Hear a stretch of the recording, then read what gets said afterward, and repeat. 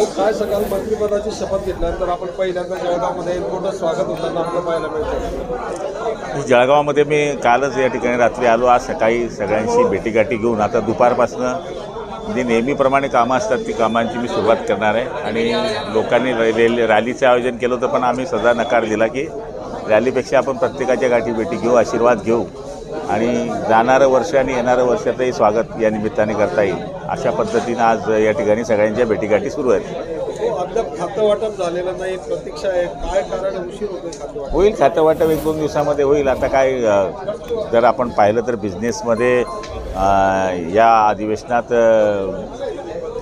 लक्षवेधी नव्हत्या, प्रश्न उत्तरं नव्हती, तेवढी कामकाज नव्हती, त्यामुळे अडचण काही आली नाही. पण आता 1-2 दिवसामध्ये खातं वाटप होईल. तुम्हाला कोणतं खातं मिळणार आहे? जे मिळेल ते.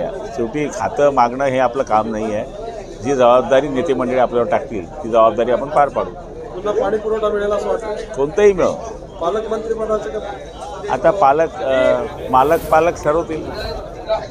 भाऊ, काल सभागृहामध्ये एकनाथराव खडसे आणि गिरीश महाजन यांच्यामध्ये जोरदार खडाजंगी बघायला मिळाली. काय हो, मलाही ते टी व्हीवरच आपल्या बघता आलं, कारण की मी तर दुपारी 12 वाजताच 11 वाजता निघून आलो होतो आणि त्याच्यानंतर ती खडाजंगी झाली आणि मला त्याचं डिटेल काय माहीत नाही, पण निश्चितपणाने खडसेंनी वाळूमाफ यांचा प्रश्न लावून धरला होता सभागृहात, त्यावरून त्यांच्यामध्ये खडाजंगी झाली. मला ते मी पूर्ण पाहिलेली नाही बातमी.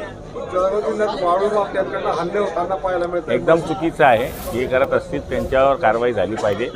आज दुपारी ज्या तलाठी जखमी आहेत त्यालाही मी दवाखान्यामध्ये बघायला जाणार आहे आणि जो दोषी असतील त्यांच्यावर कारवाई करण्याचा मी कलेक्टरना आदेश केला आहे. भाऊ, मुंबईमध्ये मराठी माणसाला मारहाण झाल्याचा प्रकार एक समोर आलेला आहे.